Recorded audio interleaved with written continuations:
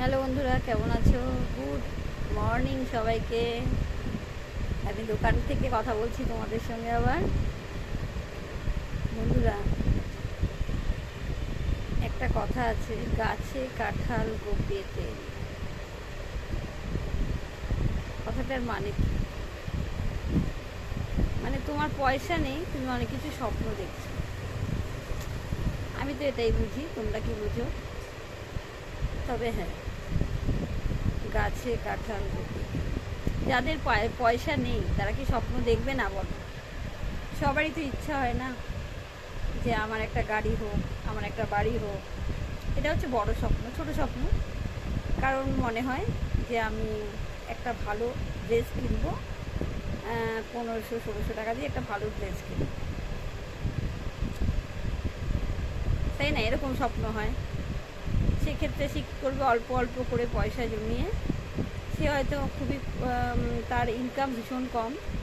সেক্ষেত্রে সে হয়তো তার হাজব্যান্ডকে বললো যে আমাকে একটা 1500 টাকার ড্রেস কিনে দিতে হবে। তার ইনকাম মাসে 5000। কোনো রকমে ডাল ভাত খেয়ে তাদের দিন কাটে। হ্যাঁ, ডাল ভাত খেয়ে তাদের দিন কাটে।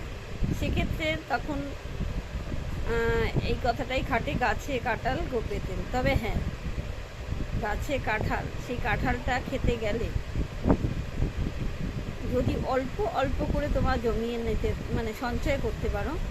ধরো প্রতি মাসে 5000 টাকা থেকে 100 টাকা করে সরিয়ে রাখো। 15 মাস পরে তোমার সেটা কিন্তু 1500 টাকা হয়ে যাবে। যদি ধৈর্য থাকে, তুমি নিশ্চয়ই তোমার উদ্দেশ্য সফল হবে, তুমি সেটা কিনতে পারবে। এইভাবে প্রত্যেকটা মানুষ যে যার সঞ্চয় করবে, রোজগার করবে।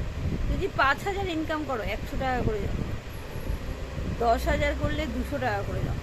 সঞ্চয় করতেই হবে। সঞ্চয় না করলে কিন্তু জীবনে কখনো ঠিক জায়গায় নিজের লক্ষ্যে পৌঁছতে পারবে না। কাঁঠাল পেড়ে খেতে পারবে না, গোপে তেল মেখেই বসে থাকতে হবে।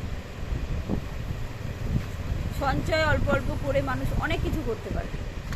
তুমি 15-16 বছর বয়স থেকে সঞ্চয় করতে শুরু করো, তোমার হাত খরচা থেকে শুরু করো। তুমি যখন 30 বছরে দাঁড়াবে, তুমি দেখবে ওই পয়সায় একটা ব্যবসা করতে পারবে। হ্যাঁ, তোমাকে ধৈর্য আর ইচ্ছা দুটোই সঙ্গে রাখতে হবে। ধৈর্য এবং ইচ্ছা। ইচ্ছা এবং ধৈর্য থাকলে মানুষ কোথায় পৌঁছে যায়। অল্প পয়সায়ও কিন্তু ব্যবসা শুরু করে সে একদিন অনেক বড় জায়গায় পৌঁছতে পারে। তাই গাছে কাঁঠাল গোপে তেল মেখে বসে থাকলে হবে না। তেল মাখার পর কাঁঠালটাও খেতে হবে, তার জন্য কিন্তু চেষ্টা চালিয়ে যেতে হবে, তাই না?